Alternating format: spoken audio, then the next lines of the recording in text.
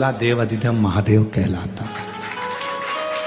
जो दवाइयां पढ़ ले वो डॉक्टर है, दवाई पढ़ लेगा डॉक्टर, दवाइयां अपने हिसाब से दे देगा डॉक्टर, पर तुम्हारी भीतर की जो तन्हाई है, तुम्हारे भीतर का जो दर्द है, तुम्हारे भीतर की जो तकलीफें हैं, दुख है, कष्ट है, किससे कहो।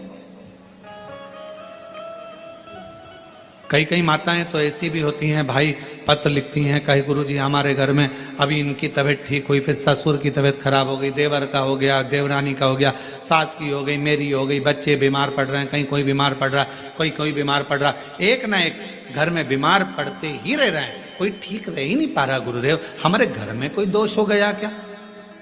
या हमारे पूजन के कक्ष में कोई तकलीफ हो गई, या हमारे घर में पितृदोष हो गया, वास्तु दोष हो गया, काल सर्प दोष हो गया, एक बीमार पड़ता एक ठीक होता, फिर बीमार पड़ता फिर ठीक होता, फिर बीमार पड़ता फिर ठीक होता। शिव महापुराण की कथा कह रही है, शंकर भगवान का चरित्र कह रहा है, सावन के महीने में प्रदोष का जो दिन आए, 2 प्रदोष श्रावण के महीने के 2 प्रदोष पड़ेंगे, किसी भी प्रदोष पर एक पीपल के पत्ते पर कनेर का पुष्प अपने घर के अंदर रख लीजिए प्रदोष के एक दिन पहले,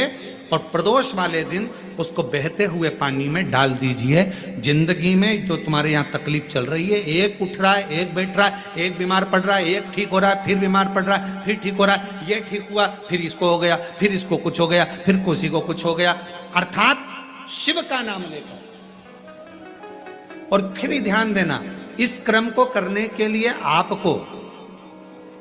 तुम रुकेश्वर महादेव का नाम लेना पड़ेगा। कौन से महादेव का नाम बोलना है? तुम रुकेश्वर महादेव, जिन्होंने भगवान शंकर की अविरल भक्ति को धारण करा। एक प्रसंग बड़ा सुंदर आता है, शिव गुरु की वाणी का प्रसंग। मेरे भगवान ओघड़दानी बैठे हुए थे कैलाश पर, थोड़ा असुरों का आगमन हुआ। अब नंदी समझ नहीं पाए कि यह असुर क्यों आए,